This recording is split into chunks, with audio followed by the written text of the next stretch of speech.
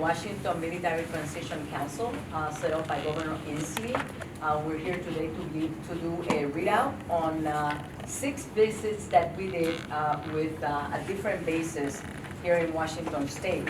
So I know that we have a lot of you who are fairly familiar with the Military Transition Council, but we also have a lot of viewers who are going to be on Facebook Live, and we just want to say thank you for tuning in, and I hope that today is a productive session for you. The Military Transition Council started as a result of an executive order in 2013. And it basically was answering some of the challenges that we have in being able to ensure that our military service members who stayed in Washington State to become our veterans had a better transition into our communities. Unemployment was at about 18% of those who were leaving the military, and we were telling people to take time to be able to have some time to relax between their military service and getting employment and use their unemployment. But that was the wrong thing for us to do. It's better for the military person, for that service member, to be able to immediately engage in employment even prior to, and be able to have that experience of being able to have a smooth transition. The Military Transition Council was formed by Executive Order 13-1, and we operated until 2019 under the same principles that were created by that executive order. It did data sharing, created the Washington Transition Council. It set certain goals for the employment of veterans in state government, and it also allowed for us to be able to have in state government the Business Resource Group called the VERG, the Veterans Employee Resource Group. So all of that started working together for us. And but it came the point in which something just kind of reaches the peak and then starts kind of going down. For us, that was the fact that the military stopped transitioning a lot of people. The war ended as far as major deployments, and then the military went into retention. A challenge because now the military does not want to talk about transition. They want to be able to retain the strength. So as we started looking at the Transition Council, one of the questions we had: how can we continue being viable? How can we continue serving those who serve? And how can we continue doing the great work that has taken place from 2013 to 19? And there came the thought of, what are we doing for our military families? Retention is critical when it comes to our military family. And we looked at spouses. That is not the lane that the State Department of Veterans Affairs usually has. We work with veterans. But what better issue than being able to focus on our spouses, because of the fact that paying attention to the family unit is critical to us, because that's the health of the entire ecosystem. So therefore, in 2019, Governor Inslee reissued the executive order, and with all of the different focuses that we have, but it added a couple of things. And one of those was spouse employment and credentialing, because that is something that we really need to be able to focus on. We set out to do 6 sessions, and as you can see, they were in some of our different bases. We cover all 5 military services, which is something that was very important to us, to be able to get the perspectives from all of the different services. And each one of the sessions that we had its own little, nuance, especially the Coast Guard.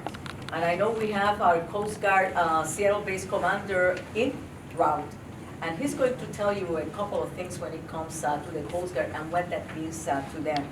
So here we are after 6 sessions and going all over the state to be able to hear you spouses out and be able to find some of the solutions or recommendations so that we can get busy in being able to get those bold and audacious things that we're going to be doing to be able to really make a difference. So hi, I'm Susie Levine, and I'm the Commissioner of the Employment Security Department. And most importantly, I'm a partner with Alfie in this effort, who's our exceptional director of the Washington State Department of Veterans Affairs. You'll see people coming in over the course of time, mindful of Washington State traffic. So we are sensitive to and appreciative of that, and here is Commander Boba.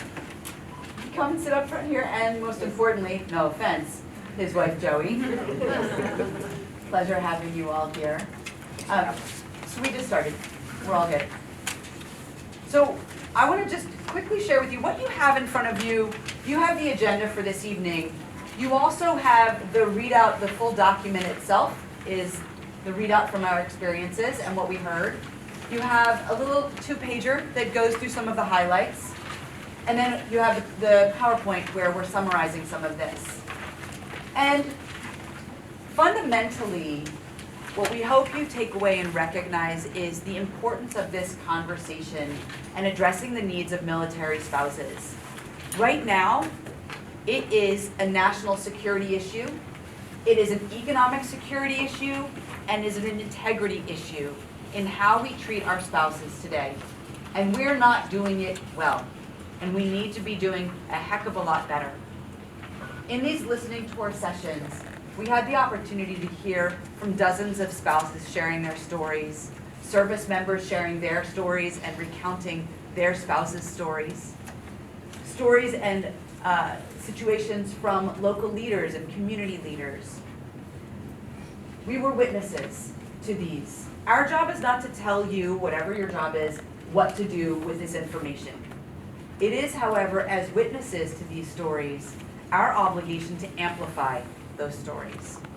So what we're going to do over the course of this conversation is share with you what we heard, and in some cases you'll get to hear directly from military spouses, or we'll share some of their stories, as well as some of the ideas that emerge from those conversations.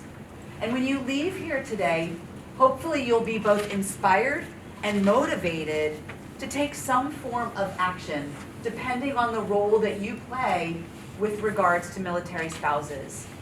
Now, for some of you, and we'll go through introductions in a moment, who are yourselves military spouses, thank you so much for your service to our country. Thank you for those who are tuned in through Facebook Live.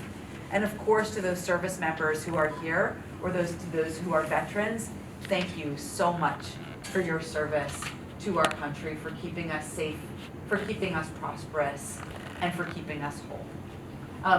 So with that, I'd actually like to invite Commander Boba to just do a quick introduction of himself.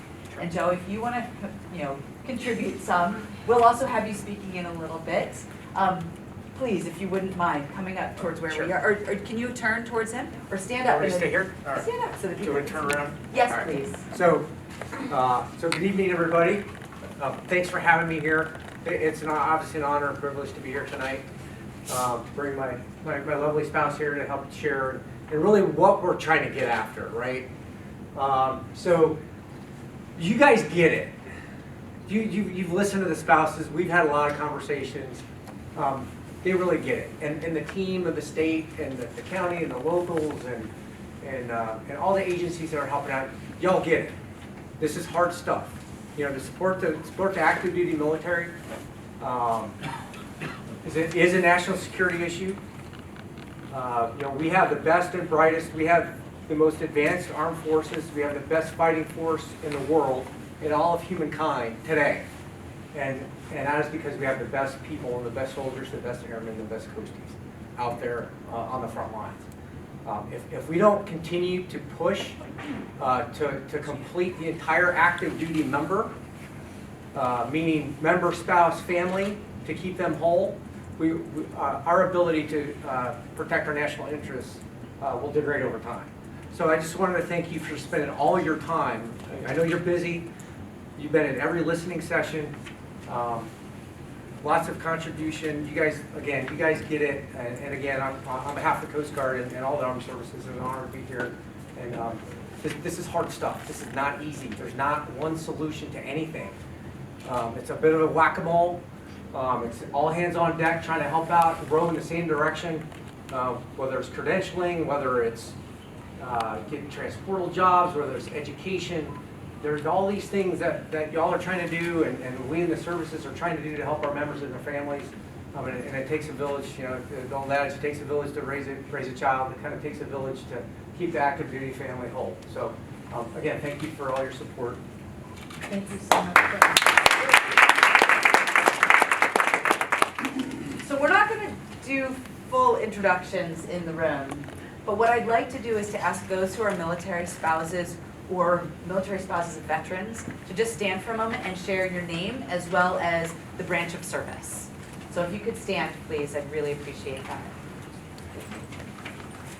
And why don't we start up front here? Hi, my name is Joey Fox, and I am Jed's wife and Coast Guard. Kirsten Willis. I'm an Army veteran and Army military spouse. I'm Ann Parkmore. I'm also an Army veteran and an Army military spouse. I'm Rebecca Wilkes, and I am an Air Force spouse. I'm Deborah Calhoun, and I am an Army spouse. My name's Annika Trabuco. I am the spouse of a retired Army service member. Laura Estrada, I am a veteran and a Army spouse. Lisa Narciso, I'm Army veteran and Army veteran spouse. Rachel Turner Benson, I'm the spouse of a United States Marine veteran. Alfie Alvarado, and I am a veteran, and I am military spouse. I'm Ashley Velasquez, and I am an Army spouse. My name's Allie Taylor, and my husband's a retired airman. Thank you all so much. All right. So I just want to say before we forget, to be able to get to today and the wonderful materials that you have in your hands, there was a lot of work that took place to be able to get all of this together. The sessions, the coordination, all of what took place to make sure that we got to today so that you can have some quality materials. And I want to start thanking Mark Sullivan. Mark, stand up.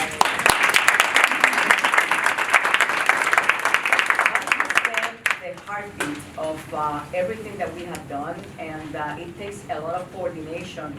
He was assisted by Gary Lott, who has been our videographer and photographer in documenting everything that we're doing.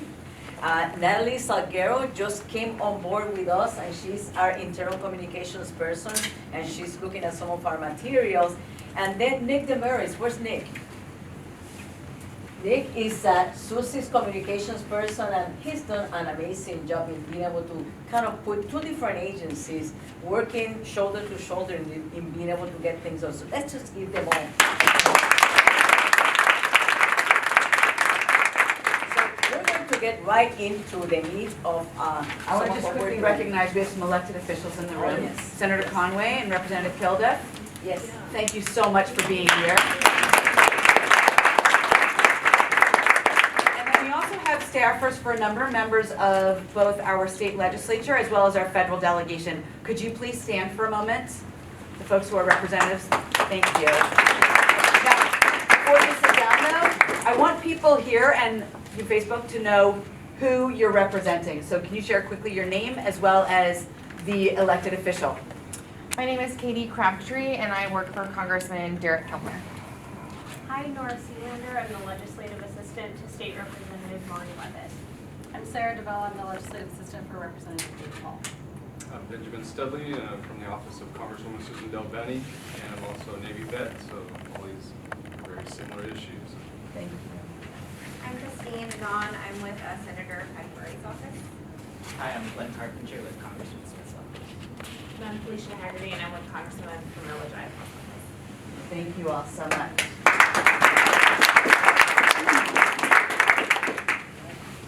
And then we have from the federal VA, we have the loan representative.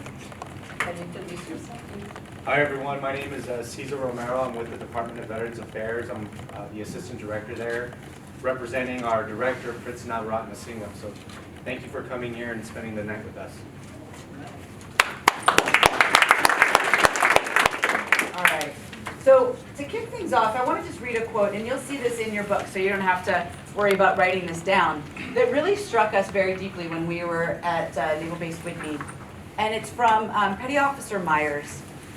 whose wife actually spent half the session crying. And it was a comment that he said, I had considered leaving the military because my wife couldn't pursue her career. And my previous job was serving as U.S. Ambassador to Switzerland and Liechtenstein. And I had a detachment reporting to me. And if I ever knew that somebody was as vulnerable as that, it imperils us in a number of ways. For one, there's stress. For another, that person's vulnerable to others really kind of influencing them. And fundamentally, it's just wrong to let that happen. So with that, we're now going to step through what we heard, and then we're going to subsequently step through some of the recommendations that emerged. So as you can see on slide 3, there were 4 different buckets, 4 different areas that we are paying attention to and being able to summarize. And these, we had lots of comments, and all of them seem to gravitate towards 4 different areas: employer relationships and bias, job search support, credentials portability, and childcare.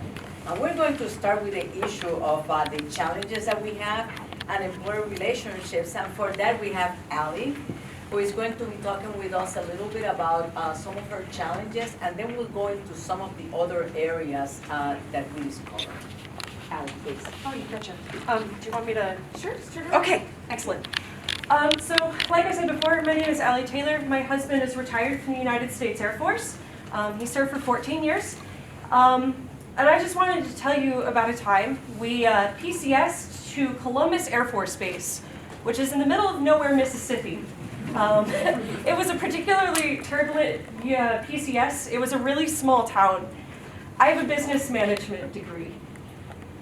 It took 5 months for me to find a job. We had maxed out credit cards. We were out of savings. And it was getting to the point where we couldn't afford to exist anymore. So I went into a location of a very well-known Washington-based coffee chain. One that is well known for its initiatives for hiring veterans and for military spouses even. And I said, look, I need work. I don't need management, even though I had been managing a restaurant overseas. I need a job. Give me a baseline job. And the manager told me, I just lost 2 military spouses. It was a pilot training base. The average tenure was about 11 months. But I just lost 2 military spouses. Why would I hire another one?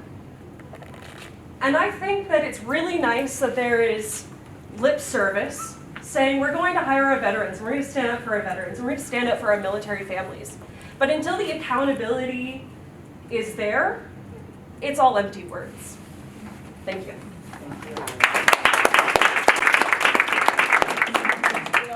So that is one of the challenges that our spouses have, the perception of the short duration of employment and some of the bias that brings with employers not understanding the fact that the loyalty that they're going to get out of that employee, the time that they get may be even longer than somebody who is in that area, especially with baseline employment. That's one of them. Employing concern about disrupted work histories. That's another one in which the piecemeal work history of our military spouses, because they are in different bases and just have, the continuing starting and, resuming and stopping careers is another one. They see holes in those employment histories, and that's a hit against them. And that's not fair. Understanding the skills and experience of military culture. We have a lot of work to do in those particular areas with employers. And part of that is just lack of information and assumptions. Loss of professional networks. Because once you make your network, you have to go all the way unless you get into these national networks, and then you're talking about a major, thing. And our spouses are just, it's hard to be able to make the relationships. The sacrifice of healthcare. Some of our spouses told us, I told my employer I forego healthcare because we have TRICARE and you won't have to worry about paying for my insurance. I mean, they shouldn't have to do that kind of thing. They should be treated the same as anybody else. And underemployment in part-time low-wage positions, because the fact is you say, I'll settle for anything. and that is not fair. And finally, multi-state employers creating training and hiring programs. Those are some of the issues that we're dealing with when it comes to what we heard from our military spouses. Alan, thank you so much for sharing your story. I'm going to now invite Britt Feldman and Deb Calhoun to come up and share the story about some of the challenges related to job search support.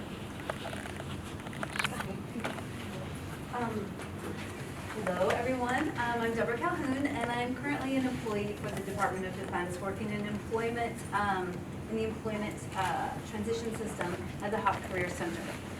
When Mark asked me to speak about some of the challenges for job search support, one of the big issues that we have is that there are increasing resources, but how do we get those resources to the spouses, and how do we have the spouses find out about those resources?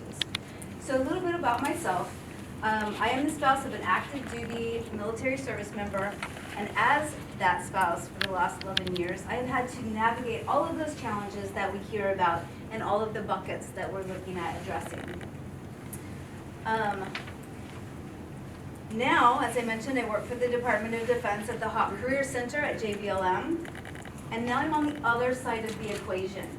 So now I have become incredibly familiar with the resources that are available to support military spouses in dealing and addressing with the challenges of employment and how to navigate that in relation to a military lifestyle and a military life.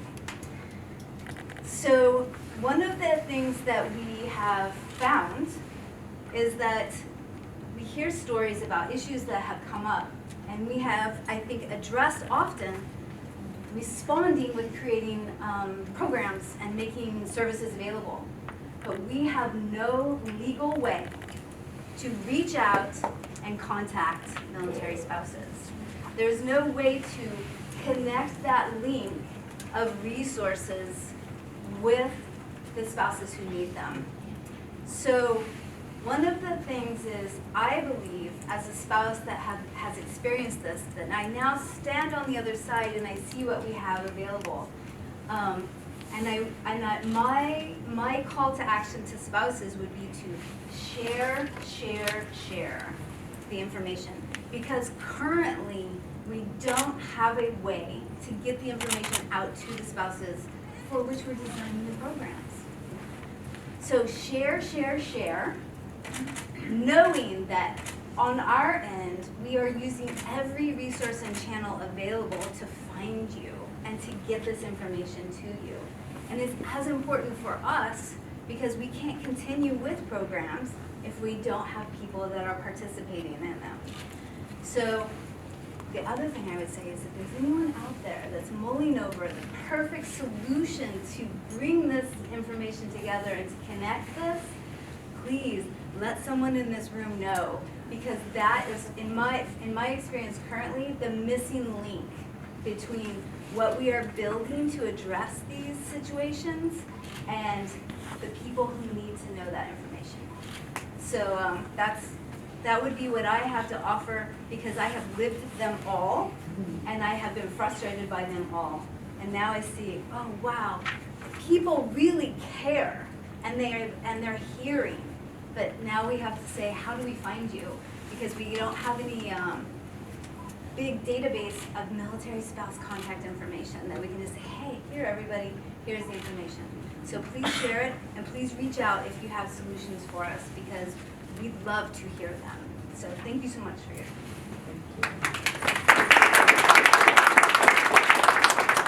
And I'm Britt Feldman. I'm actually the Work and Family Life consultant for Navy Region Northwest, and we did several spouse listening sessions for the 3 military bases over there. And part of it, Deborah, you said really kind of what I wanted to say. All of these things are here. We spend an enormous amount of time at the Fleet and Family Support Centers to be able to market the programs out there and push the programs out there and send it.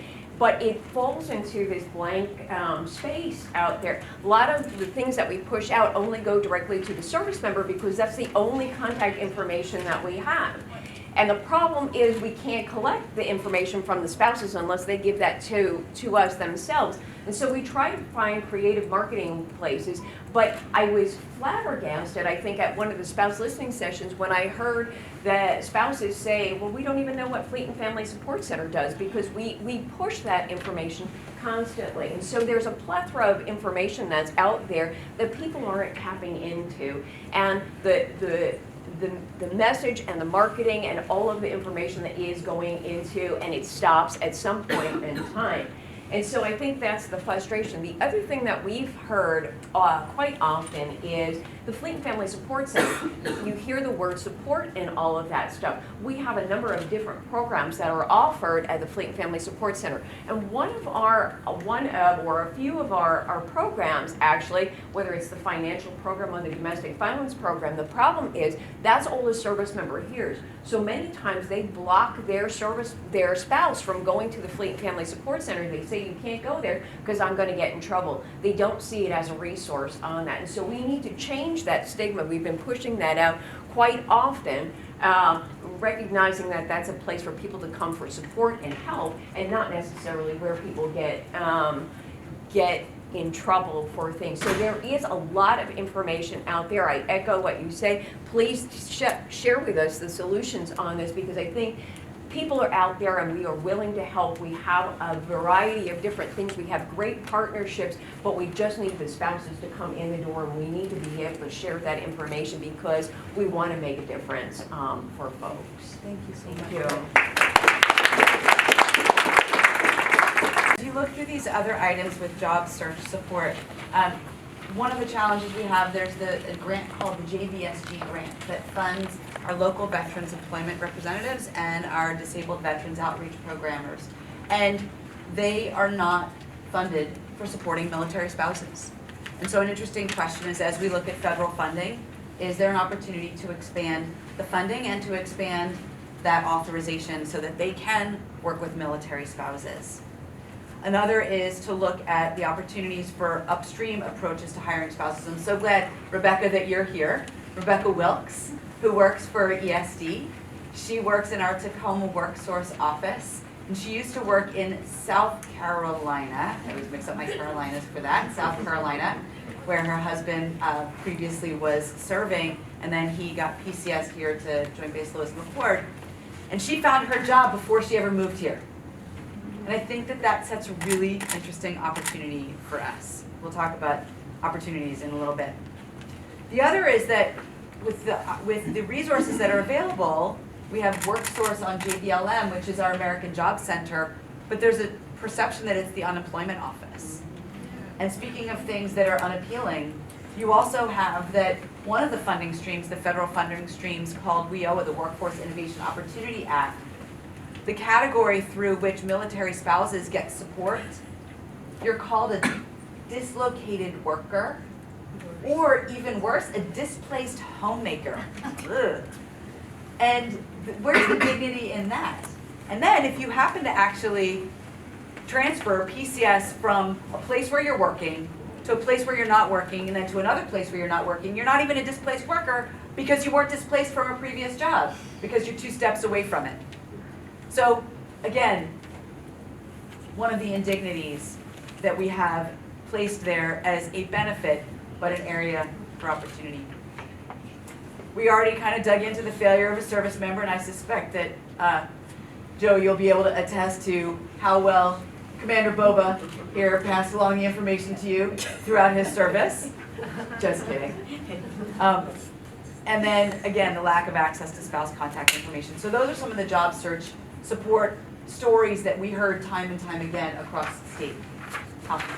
So if you have done all of your course study, you get your degrees, you are ready to be able to get into the workplace, and you know that because you have studied so hard and have that piece of paper that says I'm ready to go to work and to be able to earn an honest living, and you go from the state of Louisiana and you're at Fort Polk, Louisiana, and come to JBLM to be able to be stationed here, and all of a sudden you can't practice your profession, credentialing. credentialing, and certifications are a significant barrier for our military spouses. And we talked about Joy to be able to talk with us a little bit about what this issue of credentialing means, when you come into a state that has varying degrees of requirements to be able to get to practice your profession. So Joy, can you just talk to us a little bit? Yes, please. So hello, thanks for having us. This is absolutely wonderful. So as you know, I am the wife of Commander Bova, and I'm also the daughter of 2 Air Force veterans. One served for 26 years, and then my mom, she served for 3, but at the time, she's 80. So at the time, it's come a long way, right? So at the time, she got pregnant with my sister, so she had to get out. So the service has come a long way since then. I'm also the sister of 4 siblings who have served as well. So I feel like, although I haven't served myself, I've seen a lot of different perspectives. How a spouse has to go about dealing with the stresses of moving and being dislocated, I guess, or how right, and all the challenges, whether it be enrolling your kids in school, finding a great doctor and dentist, which is stressful enough, and then it comes to the work, something that you love, something you have a passion for. Well, my passion is teaching, and currently I'm a 5th grade teacher. I'm very fortunate to have a job in Issaquah right now, and I love it, but my passion is in middle school, which probably some of you are going, what, really? Yes, I love middle school kids. And that's where I started. And I have taught, like I said, I'm in my 15th year. I did take a kid break for my 3 kids to stay at home for a while, which I feel very fortunate about. And, but for me, it's the streamlining of my credential. And it's getting that credential recognized because I'm actually credentialed in California as an EL teacher, as an elementary teacher, and as a history and English teacher. And when you move into Virginia, they recognized it because they said I had enough credits and everything was good and experience. And I actually was an EL teacher in Virginia, which I loved as well. Moving to Washington is a different story. Here they only recognize my K-5 experience. And therefore I need to go back and get a credential for my EL. And I also have to get a credential for my middle school again. Well, for me, it's kind of exhausting because if we end up moving again, I'm going to put a year and a half in getting that credential, and then I get to teach, and then I move again. So for me, that's the challenge. I'm giving up a part of my passion, and I do love my 5th grade kids. They're wonderful, but I know where my heart truly is, and I can't do that because it's exhausting. And I know for some of you, it's just exhausting because you're like, well, why do I even want to do it and take the extra step if I'm moving again? And so I feel that my experience and my degrees, I have a master's in business as well as a master's in leadership education. They're not being recognized, or the experience of my teaching and my myriad of teaching experiences. So that's the struggle, and I'm hoping that more people will listen. But I do have to give kudos to Washington because if you are a military spouse and a teacher, they do expedite your credentialing process when you're trying to get your credential again in Washington. So, thank you. We really need this talent here in Washington State. And I know that the expedited licenses is something that is really good. We have a representative from OSBI here who works on the issue of credentialing, and I know he's taking notes.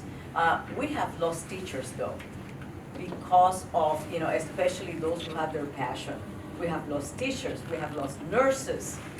We have lost engineers, some because they don't know exactly where to go, and this is part of the challenge that we have as a state to be able to make sure that we can inform the military community on what's available out there, but we can't afford to do that anymore. Washington State is a very competitive state, and we need all of these professions, and therefore we need to find the ways of being able to smooth out those paths so that we can actually get the credentialing process going faster. And when it comes to portability, just having major DoD and national focus on spousal licensure is really critical because that's part of this family ecosystem. The redundancy of our requirements as far as from state to state is something that also is a barrier. And then not only the time, but also the expense. And luckily, wonderfully, the Department of Defense now is actually paying for some of the credentialing up to $500, which is something that helps. Some credentials cost a lot more than that, so there's still some work that needs to be done there. And then, the credentialing standards in Washington State, we have very high standards in Washington State. Why do we have very high standards? We need to be able to make sure that we can take a look at compacts, such as the nursing compact, and ensure that we can actually have, if somebody working an ER in North Carolina, they should be able to work in an ER here in Washington State. So this is the kind of work that is going to be done legislatively that has not taken a lot of, track, but we need to be able to get some traction on those particular kind of credentialing movements. The lack of awareness on agency navigators, it means that we need to do more education. And that failure of accepting what already exists. So, there's this unclear agency credentialing information, and we're gathering all of the agencies that credential. It's 5 of them in Washington State. You think that is 1, but it's 5. And that means that each one of these professions sometimes has a board, and that board has its own set of people working. So lots of work that needs to be done in there, but as you mentioned, Joy, there's already an expedited way of being able to get teachers. We need to do the same thing for others to ensure that we can make the practice a lot easier. So childcare, this is an area that we heard time and time again. This came up in so many different dimensions. Annika, if you could come and share both who you are, specifically what you do, and then share some of the stories of those with whom you work, I would so appreciate just turn around. Yep. It's all good. My name is Annika Trabuco. As I mentioned before, my husband has retired out of the Army, so we are set to stay here. I don't have to move. No one's going to tell me that. It's awesome. Still getting used to the 3 years. But I stay involved because I know that there's still issues. Obviously, this is a perfect example of things that have to be taken care of for military spouses in regard to employment.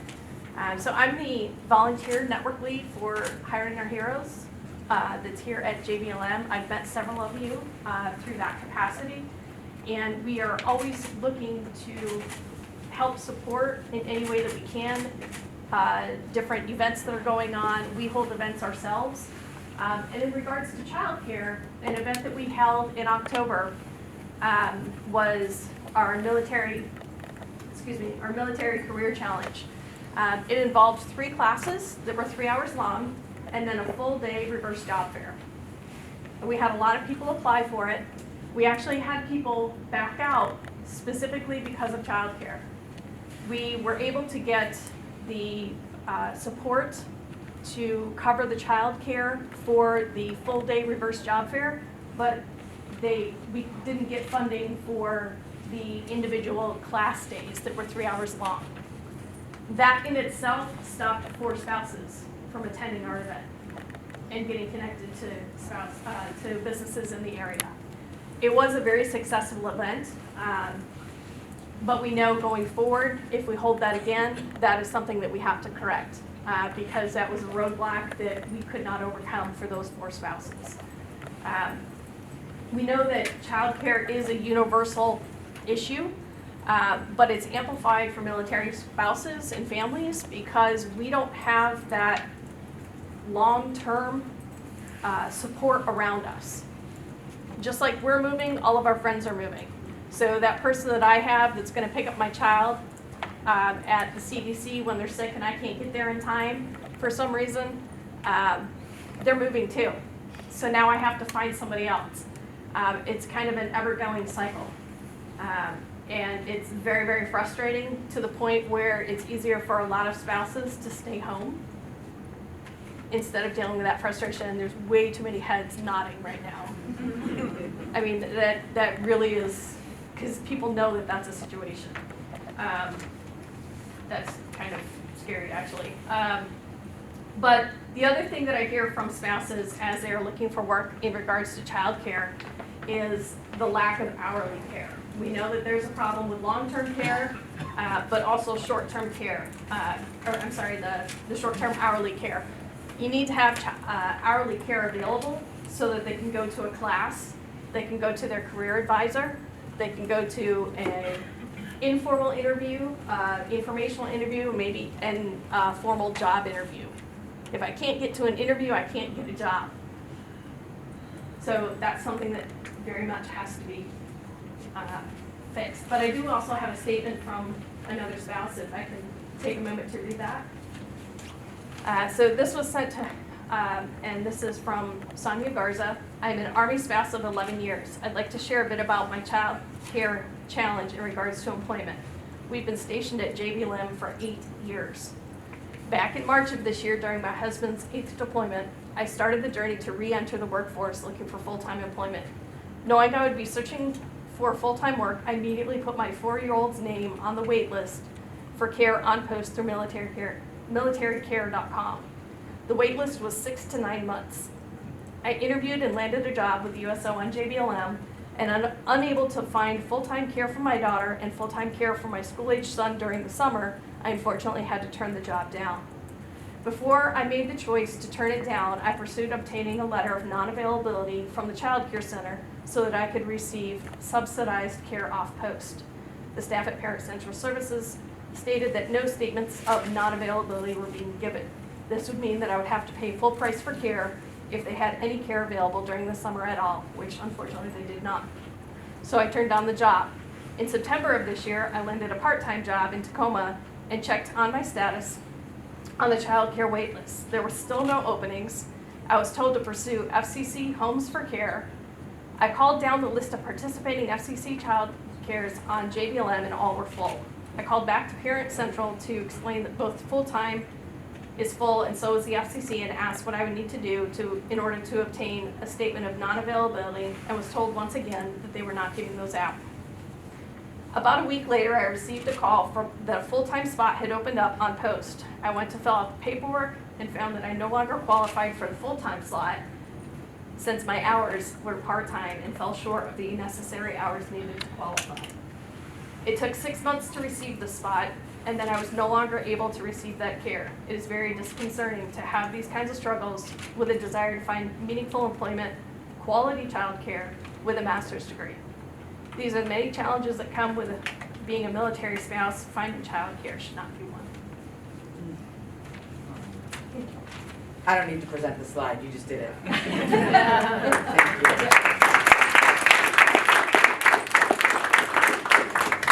Thank you so much. So I think that what we should do now is move into this conversation on the spouse and the community recommendations. And again, this is not Susie and Alfie just hypothesizing, wouldn't it be great if? These are ideas that emerged from the conversations that we had in each of these 6 listening tour stops. So why don't we start, Alfie? Yeah, so, we're talking about improving some of these public-private partnerships when it comes to the issues of employment, being able to get rid of the bias, and ensuring that our spouses have the best possible chance of being able to get that permanent employment. The child care, I have to go back to that for just a second. Oh my gosh. Oh, it is kicking us in the teeth. I'm telling you. It's a global issue, but for the military spouse that is sacrificing so much, it just hurts. It hurts, and we've got to be able to do something to be able to ensure that there's more opportunity for our military families to get the child care that they need. But as we go into the public-private partnerships, you can see in there as far as the things that we need to be able to do and the recommendations that have taken place as a result of the sessions that we have had. The Committee and Employer Roundtable, this education of employers to make sure that they understand what are the challenges and what are the benefits of being able to bring employers into the workplace are critical. Community partners to build employer education programs and engaging community partners to address child care availability. Those are all things that are important to us, but what we want, as Susie said, is what other things, when it comes to the improvement of these public-private partnerships, do we need to think about? You know, you've had an opportunity to kind of look at this slide a little bit more, and I'm sure there may have been some things that we missed, but what are other things that you think that we should be thinking about? This is the audience participation part. Yes.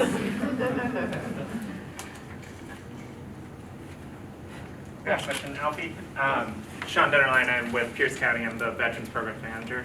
So, you know, when we're talking about the public side, empowering your local governments to be more involved on this matter and shaping programs around the needs of our community. So I run our Veterans Assistance Programs. It's largely governed by the Veterans Assistance Fund. Under the state law, as it stands, military spouses are not included. So active duty service members are. I can serve veterans and families and dependents of veterans. I can't necessarily serve dependents of active duty service members. So we had a case just presented to us a couple weeks ago who the service member is deployed. The spouse came to us seeking assistance. And we, as it stands under state law, need the service member's approval and paperwork in order to actually process that. So, you know, I think that's just something that's RCW, maybe we can push for some state reform on that matter. Don't know if you've thought about it in the past, but I see it here in Pierce County, so thank you. Well, we have a couple of our legislators in here, and I know that one of them is kind of going like this. And what he's talking about, each county has a Veterans Assistance Fund, and there's some specific things that it can do. And certainly, this is the kind of thing that we can, you know, we have our legislative session is going to be starting in January, and it's not too soon to be able to have those conversations over what type of legislation we need to do to deal with some of these issues. Thank you, Sean, very much for being able to bringing that up. Yeah, I think you've raised a really important point, and that's, Sean, kind of across the board. It's tempting to just say, okay, expand everything veterans to veterans and military spouses. I'm glad, Annika, to see you shaking your head no, because it's different conditions. And I think it's really important to recognize them as really different audiences. I think it should raise our attention. Should we also be accommodating military spouses, and how with those respective areas? But not just to think about, okay, let's just add a couple words, but rather what are the different conditions that we need to make sure that we are mindful of. Yeah, I think I would be a proponent of a whole new levy for potentially military active duty service members and spouses. But we added under the RCW active duty service members to the current levy, but we didn't also add dependents. And so as far as implementing that programmatically, it's just a limiting factor that seems unnecessary. RCW 73.08 definition section 0.10, so. Awesome, thank you. And I know that Flora Estrada is here from OFM. Flora? As far as, you know, the issues of community partners and building employer education and, you know, the relationship that OFM has, the Office of Financial Management, deals with human resources. They're working on some spousal issues. Could you say a couple of things about that? I think one of the main things that we're doing is we identify that we have a data gap, right? So we're making changes in the way that we're collecting information about the military spouses to make sure we're actually serving that community properly. We don't want to make assumptions the same way just listening to what's happening. We are making changes in the way that we're collecting information, and we should be seeing those changes January 1st. So they're going into the process, so that way we understand how many military spouses we actually have in our current workforce, and then taking in consideration their recommendations to move forward some of the initiatives. Thank you. You're welcome. You know, and when it comes to the issue of employers understanding the issues of military spouses, I'm going to call Callie just one more time, because of the fact that she mentioned her challenges with that Washington-based coffee company, but now she's dealing with a Washington-based software company. I am. And can you just say a little bit more about that opportunity and, you know, that partnership with, you know, with corporate? Yeah, you betcha. I'm actually not the only representative here. This is Ashley Velasquez and Shannon Vise in the back. And we're all students at the Microsoft Military Spouse Technology Academy. It's a program set aside by Microsoft. It Currently, our course path is in cloud application development. It's a 22-week full-time course, and some of us are coming from nothing, and by the end of this, we're trying to enter the tech industry. And when I say coming from nothing, I managed a restaurant. Ashley here worked at Walmart. We are coming from all sorts of things, and we're really, really excited about this. And we're really excited about the opportunity to be able to gain a portable career. Because the nice part about software development is you can do it from your sofa in the middle of nowhere, Mississippi, if you need to.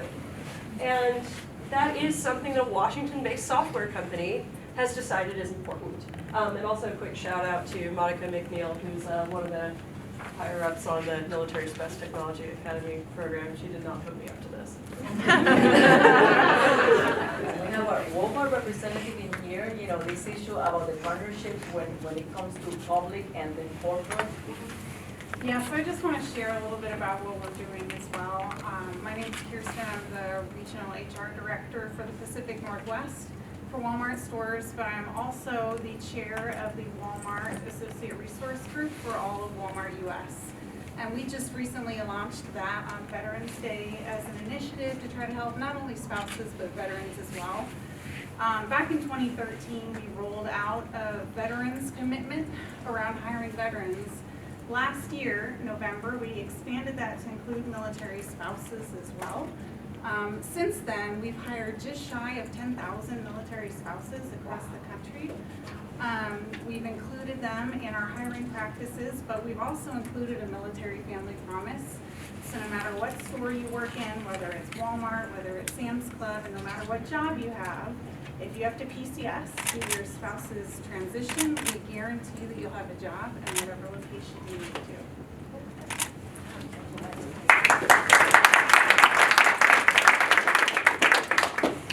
Anyone else before we move to the next area? We have one online, Alfie, and I think this question is from Brandon, and he's really proposing it to everybody in this room.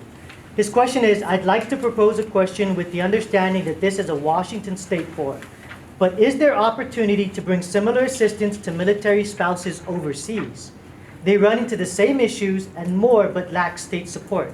I'd like to ask if there are any programs being considered for overseas spouses. So if any of our DoD partners have some insight to this, that may help Brandon kind of understand what the challenges are that we're facing here and how that translates to those spouses who serve overseas. I can share some of what we heard with regards to those who have served and come back here and their experiences there.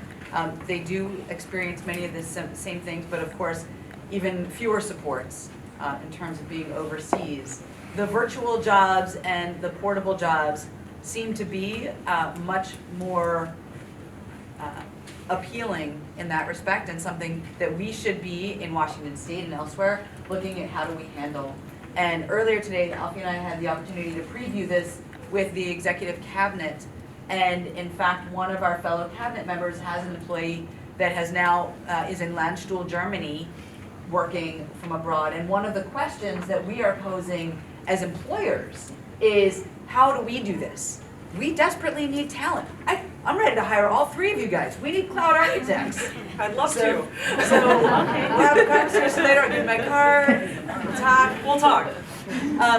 And so I think that that's one place that there's an opportunity. There also is Military OneSource is a great resource that is global that spouses and family members can utilize that will help them hone their interview skills, look for jobs. And we are a part of, I'm looking at Sam Mitchell from our team at JBLM WorkSource, who helped Washington State become a part of a pilot with Military OneSource. Will you talk about that for a moment, Sam? Certainly. So we're one of 11 states that have entered a partnership since March of this year with Military OneSource. So if somebody's coming back to one of our military bases here in the state of Washington or any of the other 10 states, which I can't recite right now, but they're out there.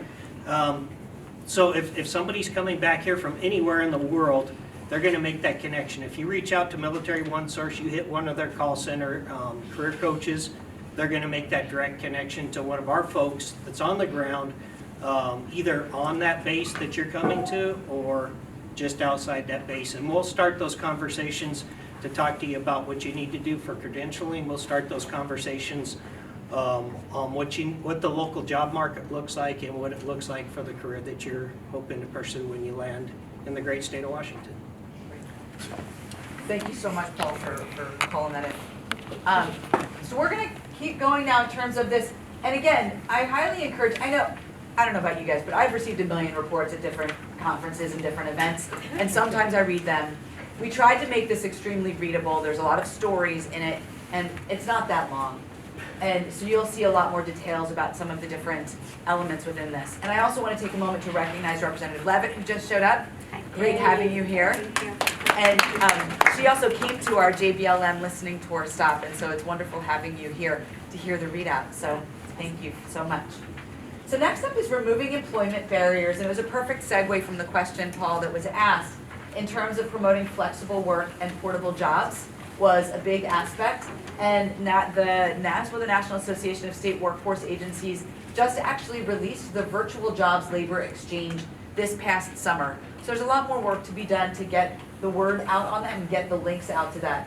Expanding employment tax credits. There's a work opportunity tax credit that has not yet been expanded to military spouses, but there is federal legislation proposed, co-sponsored by Kathy McMorris Rogers, as well as Representative Don Byers, who's from Virginia. So we have a nice bi-coastal as well as bipartisan sponsorship of that legislation that's still outstanding at the federal level.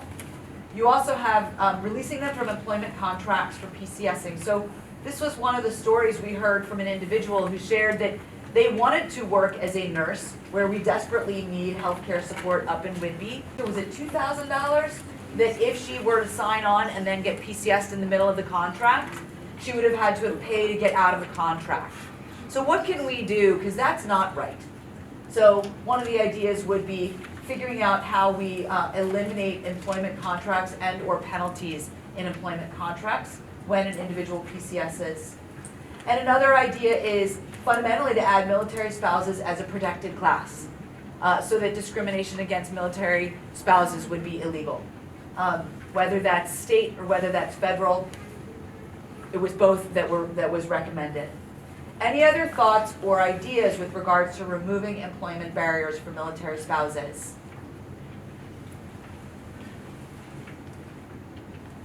I would like to put extra emphasis on the promotion of flexible work and portable jobs. As somebody who lives in Lacey, Washington, I am very grateful for my position in the Military Spouse Technology Academy.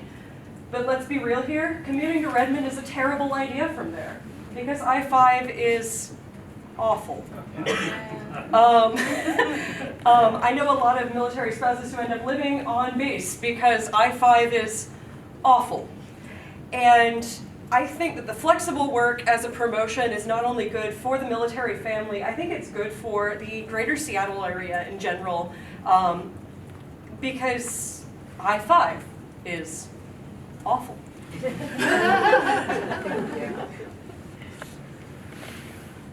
All right, let's get going.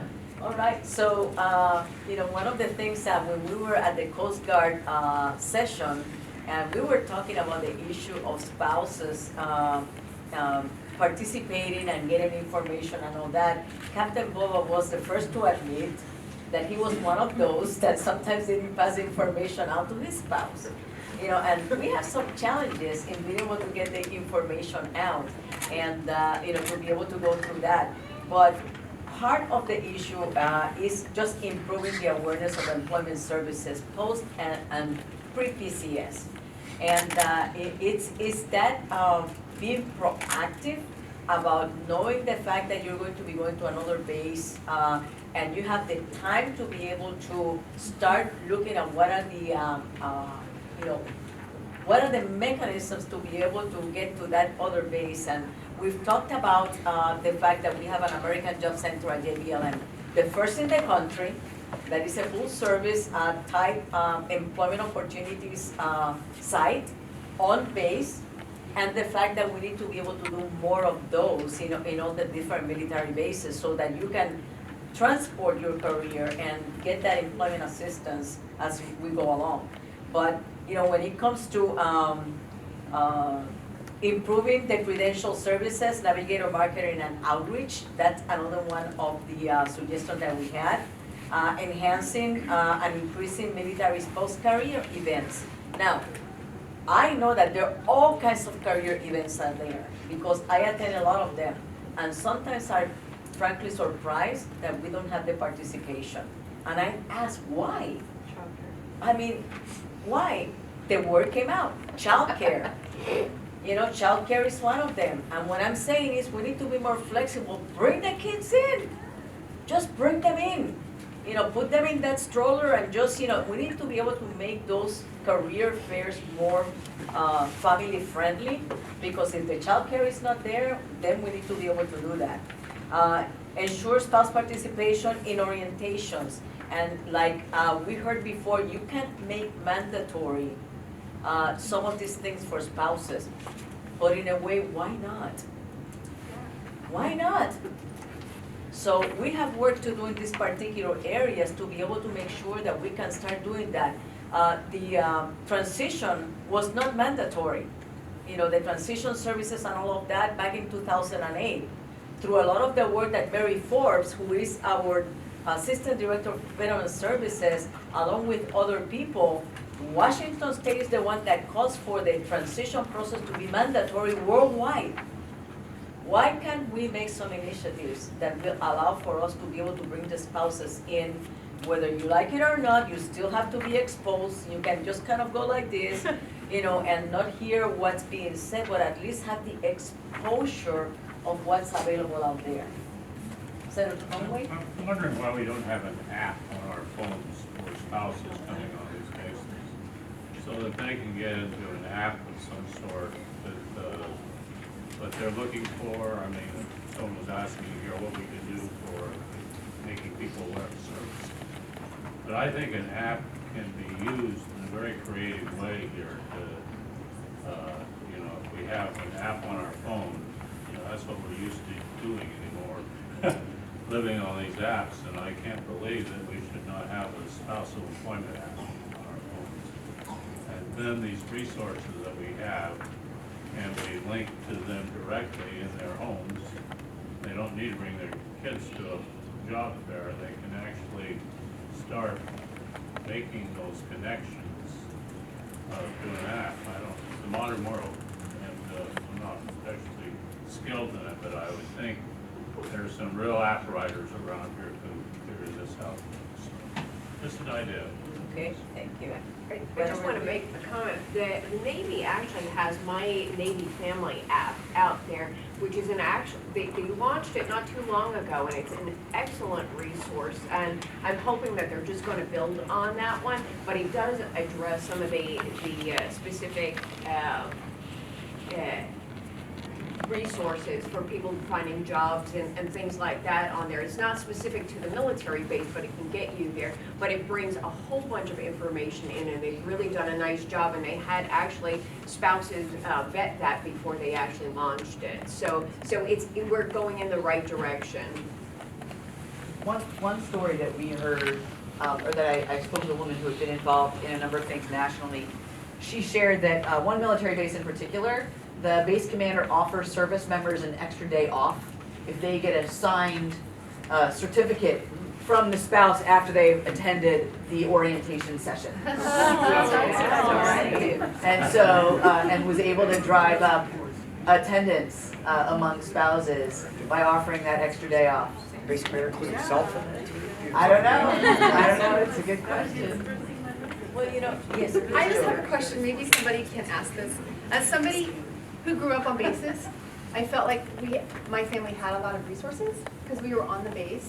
But then, since marrying my husband, we're not stationed on bases, we're always on the outside. So I always feel like I never have access to anything, and I never get information because I'm not on the base.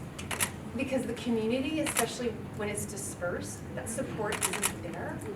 And maybe, is there some type when you move to Washington you can get on and you register yourself like newly? Or is that what we're talking about working on getting? Because to me, as somebody who, you move somewhere, it's really hard and you get a support system and then you leave.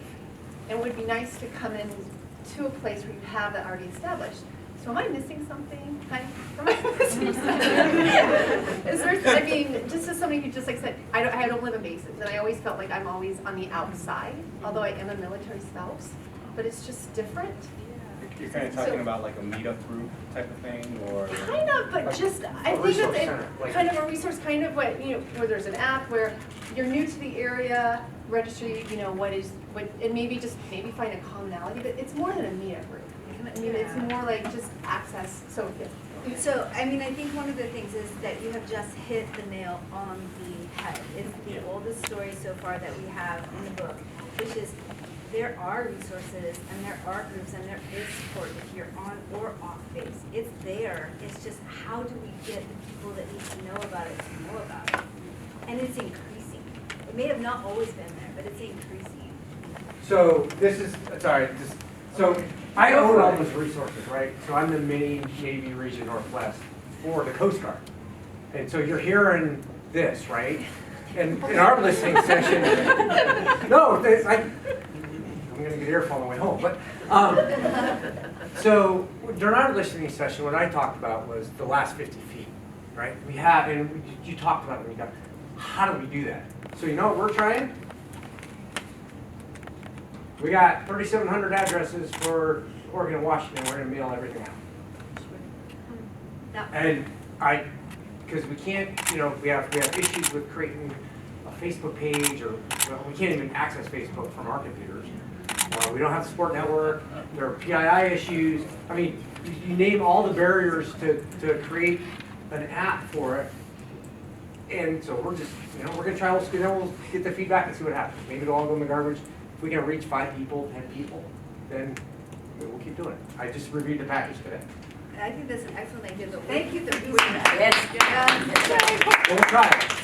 So this was one thing we brought up, that the question was who pays for it. So, I think that's. I'm paying for it. You're paying the for Coast it? Guard.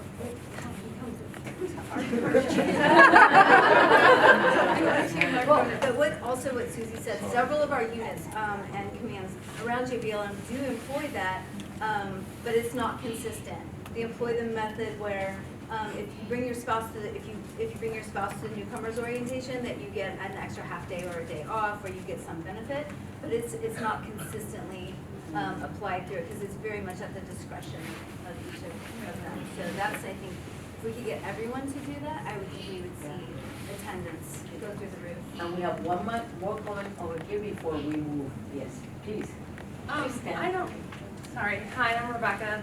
I don't know if different branches are doing this, but I feel like we've been very fortunate at some of the bases, not all the bases that we lived at, that we were assigned sponsors. So I got so excited. I remember at several of the bases when we were assigning sponsors that were married, because I could connect with the wife and we could share resources before we PCS to our next base. And I was so excited because she would give me the scoop on you know, what I needed to know as a spouse, and they could talk about the military stuff and what he needed to know to prepare for his duty and his job. And I just wanted to know, my husband's Air Force, does other branches do that? Are they still doing that now? I didn't get a at several of the bases we didn't get that, and so just curious on that. Wow, I mean, he got a sponsor. I never. Thank you. I'm hearing inconsistency. Yeah, is it consistent as far as the sponsorship program? Which I think is an interesting point to flag for the folks who, from the federal government side of the house here, is about consistency. And Commander Boba, you're amazing. And you're open to this and you're doing some exceptional work on this. And you're gonna leave your position at some point. And how do we institutionalize that amazingness? Mike Davis up in Naval Base Everett is amazing and is doing great things for his people. How do we institutionalize that? This guy at this Marine base where he's doing the incentives for the folks, giving them an extra day off. That's his decision to do that. How do we institutionalize these best practices and make sure that when you go from here to Virginia, when you go from here to Texas, wherever, that you have consistent experiences and consistent expectations? And I think that that's really foundational question for the folks who are establishing federal law as well. And, you know, we really feel that at the Department of Defense level, they have a responsibility to be able to increase, you know, the funding to be able to make some of this work. And that's part of the work that we're going to be doing with our congressional delegation to be able to start bringing attention to these issues and ultimately cost the funding, because sometimes it boils down to money. And if that's what it takes, we need to be able to fight for that and ensure that our military families are really taken care of. We need to move. So, enhanced career support. So this was pretty straightforward in terms of what we heard from folks. And I don't want to say easy, but certainly actionable. We heard the idea of, again, adding military spouses, and this would be coupled with the, how do we even define a military spouse, and how do you call them out with some level of priority? Expand them to the federal grant funding, for example, the JVSG grant, Joint Veterans Service Grant. What's that? State grant. State grant, thank you very much. Calling out military spouses as a category within the Workforce Innovation Opportunity Act and prioritizing them, and providing state navigator services. And I see that Senator Conway just stepped out, but he actually mentioned this during a hearing last week, the idea of could and should we have some centralized service. So you were saying when you come into the state, what if you did know it's like there is one place to start and then they orient you in different places. So he had proposed that as an idea as well in thinking about creating state navigator services. And we have a number of navigators in certain agencies today. We have Tommy Simpson, who's right there, raise your hand. Tommy, go Tommy, in Department of Health. And we have, thank you very much, in OSPI, who's doing that service as well as Nick Walsh. Perfect. So that's another suggestion. Yeah. So I think, you know, like Susie said, that's self-explanatory, and we did talk about the licensure and certification portability. These are things that make sense. You know, the acceleration and understanding the skills that our spouses bring, and the fact that we need to be able to make that journey smoother when somebody comes to Washington State. And, you know, one of the things, the appointment, you know, this last area in licensing, we need to be able to have military spouses in those boards and commissions, because that dimension is something that is missing. And the moment that you start putting the people that are affected in these particular boards and commissions, you know, that's when change starts taking place. And this is something that we're taking up with the governor's office, because they're the ones who appoint. And the blessing that we have heard when it comes to some of our military units is that now there's a movement to be able to make the stationing people in different bases longer. It's going to be a service up to 4 years instead of every 2 years. So that means that there's going to be the benefit of longevity when it comes to military spouses and the family living in the different military bases. So we're seeing that there's light at the end of the tunnel as we're looking at certification. We have a lot of the agencies that are licensing and certifying kind of on cue, and some a little bit defensive. Others are willing to get things done, provided that the law allows for it. And if it needs to be changed or modified, we're going to work on some of those things. Now, that is not something that happens overnight. Sometimes to change laws, you know, you have to put something in, it doesn't work the first year, then you go the next year with a little bit better approach and strategy. But we can tell you that these are the things that you're telling us that are important to you as military spouses are the things that we're going to be taking on to make sure that we put our money where our mouths are. Because it's about making change and making lasting change for our military families. Any last thing when it comes to certification or licensing? Just want to make sure that we didn't miss something. So my name is Jack, and I run a program for transitioning active duty service members to get into certificate programs within the family of state-boarded community and technical colleges. And right now, what we're trying to do is to change that displaced homemaker or displaced worker, because it doesn't fit the military spouse. And on top of that, I see service members constantly coming up to me, even during career skills briefs, and saying, hey, I've already passed off all my GI Bill benefits, I'm getting retirement, but I need to set up my spouse for success. And I can't do that right now with the program because I'm hindered by the law. And so I know Becky Wood and the state board are trying to work on that. But if we get that language changed, I have all the colleges within a 25-mile radius of JBLM saying, we are going to help them out. We just need to be armed with the right language to get them in the doorway. So, will you follow up and email me that Yeah. information? Absolutely. Thank you very much, Jack. Yeah. Appreciate that. Thank you. Awesome. Increasing childcare support. We talked a lot about this in terms of the issues and in terms of the ideas. How are we prioritizing federal funding for military family childcare? And I know that there is some legislation pending from Senator Murray on that right now. How are we increasing childcare availability for non-traditional hours and drop-in care, and making sure that if somebody is working non-standard hours or needs immediate relief, that they can do that, they can take care of their kids and take care of themselves and their service member spouse. And increasing childcare tax credits and creating employer tax credits are other ideas that came up. Any other quick thoughts to add to this? Anybody online, Paul? Rachel, 1 second. Nope, I Rachel. did not see one, ma'am. Rachel. Just a special call out for our garden reserve. When they get activated, that the child care needs really escalate, and elevating those as well for our garden reserve and our geographically dispersed soldiers and families. Thank you very much. That's a really important point. And speaking about Guard Reserve, they have just deployed 500 troops, to go to Afghanistan and different areas. And there's going to be a striker brigade, the 81st, is going to be deploying this year to go to Chile.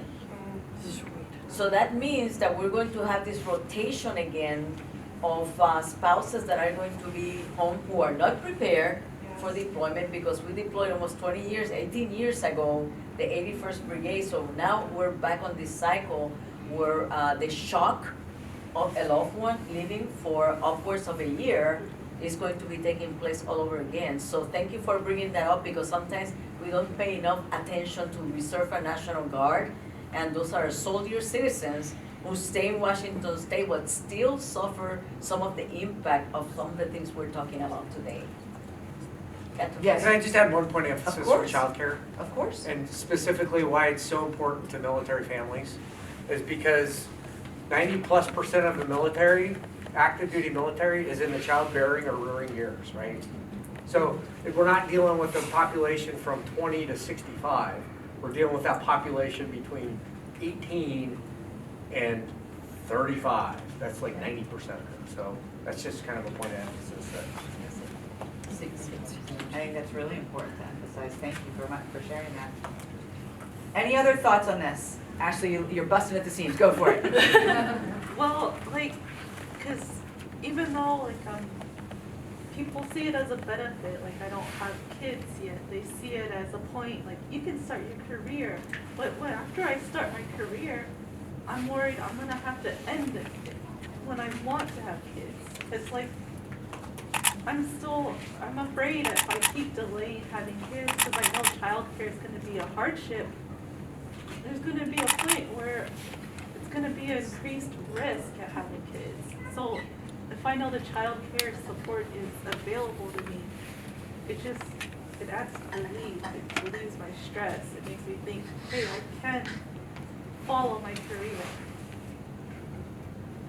Thank you for sharing that, Ashley. That's such an important perspective as we look ahead. We heard in a number of places that people were delaying having a family and building their family for exactly that reason. Along with the economic hardships of the cost of a family and housing affordability, and there's so many stresses, and we should be looking at ways to reduce the stress that you and your spouse are experiencing.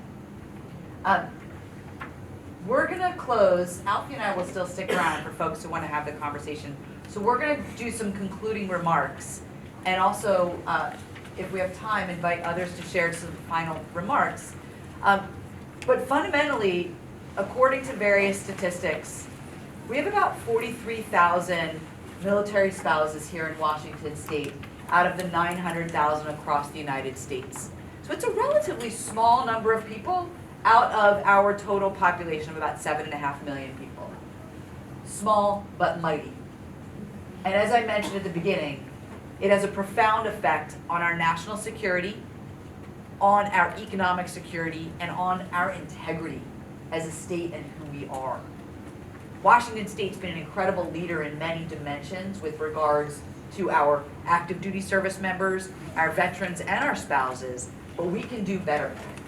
I'll do a little shameless public service announcement for our paid family and medical leave, because Washington State is the first in the nation to include military events as leave events for paid family and medical leave. So if your spouse is going on R&R, if your spouse is going on short notice deployment, if you are having a military ceremony, that counts as a paid leave event in Washington State starting January 1st. Woo! Yeah. And not only that, but we've set the tone for the United States. California's going to follow suit next year in 2021. And Oregon has included it in their legislation for whenever they stand up their program. And they're looking at including this language in national legislation should and when it passes.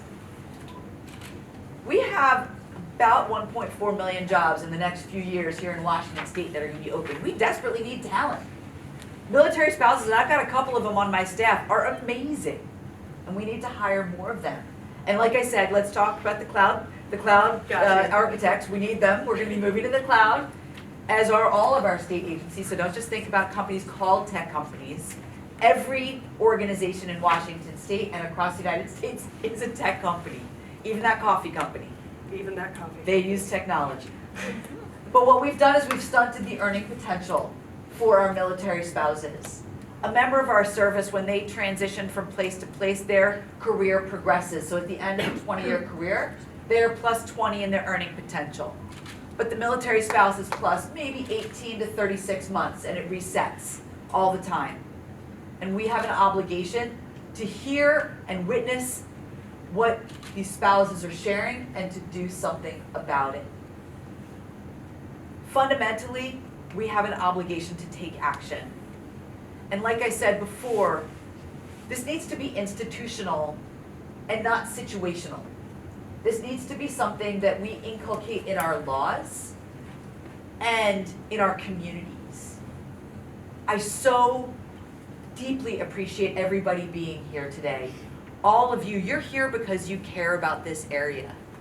And there are a lot of people to whom we need to amplify this story who don't necessarily know yet and who will care when we share with them.